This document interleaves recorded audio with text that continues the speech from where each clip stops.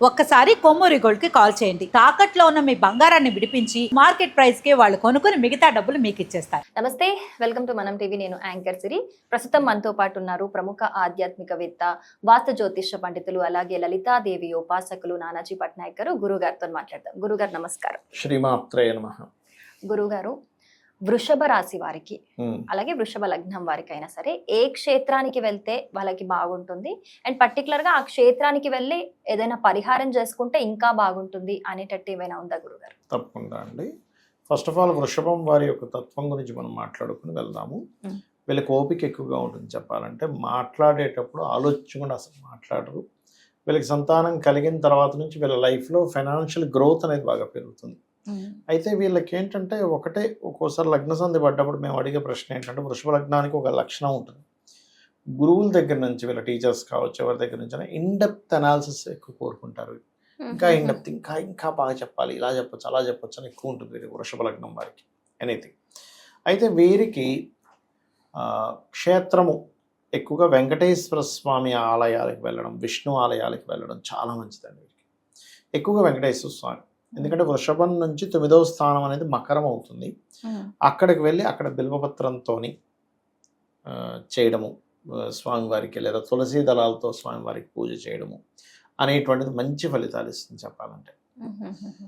ముఖ్యంగా అదేవిధంగా నేను చాలామంది చూశాను, సంతానం కలగట్లేదు చూసారా, సంతానం కలగనప్పుడు కూడా వృషభ లగ్నం వాళ్ళు కనుక వెంకటేశ్వర స్వామిని మొక్కుబడి పెట్టుకుంటే కూడా కలుగుతుంది వారికి. ప్రధానంగా చేసుకుంటూ ఉండాలి. అక్కడికి వెళ్ళి ఓం నమో నారాయణాయ అనే మంత్రం సాధన చేస్తే కూడా, కొంతమంది వారం రోజుల కోసమని, 11 రోజుల కోసమని, 3 రోజుల కోసం వెళ్తూ ఉంటారు. వీళ్ళు ఎప్పుడైతే ఓం నమో నారాయణాయ లేదా ఓం నమో వెంకటేశాయ ఈ నామాన్ని ఎప్పుడైతే స్మరిస్తూ ఉంటారో, ఫస్ట్ ఆఫ్ ఆల్ వీళ్ళకి అప్పుల బాధల నుంచి బయటపడతారు. ఫైనాన్షియల్ గ్రోత్ పెరుగుతుంది. అంటే ఒక్కొక్క పర్టికులర్ జాతకానికి కొన్ని క్షేత్రాలకు వెళ్ళి అక్కడ వీళ్ళు చేసే సాధన ఏదైతే ఉంటుందో ఖచ్చితంగా అది పాజిటివ్గా ఫలితం ఇస్తూ ఉంటుంది. ఆ రకంగా వీళ్ళకి ఓం నమో నారాయణాయ అనే మంత్రము, బుధుడు అధిపతి కాబట్టి పంచమాధిపతి, ద్వితీయాధిపతి, ధనాధిపతి, ఇది ఖచ్చితంగా అప్పులను తగ్గించడము. అయితే పర్టికులర్గా అప్పులు ఎక్కువ ఉన్నాయండి అనుకునేటువంటి వారు ఓం అపర్ణాయన మహామంత్రం చేసుకోవాలి అక్కడికి వెళ్ళి, లేదంటే ఇది చేసుకోవచ్చు. చేస్తూ వీలైనంత మట్టుకు వీళ్ళు పాయసం ఉంటుంది, పాయసము లేదా పెసరపప్పుతో చేసిన పదార్థం ఏవైతే ఉంటుందో, పెసలతో చేసిన పదార్థాలు, వీటిని నైవేద్యంగా పెట్టి పంచిపెట్టినట్లయితే కూడా మంచి ఫలితం వస్తుంది. అది ఇంట్లో ఉండి కూడా చేసుకోవచ్చు గురువు? ఇంట్లో ఉండి కూడా చేసుకోవచ్చు. క్షేత్రానికి వెళ్ళడం అయితే క్షేత్రానికి వెళ్ళడము, ఇంకా లేదంటే ఇంకా ఎక్కువగా ఉందండి, మా కర్మ ఎక్కువగా ఉంది, కొంతమంది అంటూ ఉంటారు ఏమిటోనండి ఎన్ని క్షేత్రాలు వెళ్ళినా ఏం అవ్వట్లేదు అన్నప్పుడు, శనగలు ఉంటాయి చూసారా, శనగల్ని ఉడికించి మనం ప్రసాదంగా తయారు చేస్తాం చూడండి, అలా గనక పంచితే ఖచ్చితంగా మంచి ఫలితాలు ఉంటాయి. శనగలు ఉడికించేసి ఒక ఇంత ఇంత ఇంత ఇది చేసి కొంచెం గుప్పిడిగా ఇస్తూ ఉంటాం.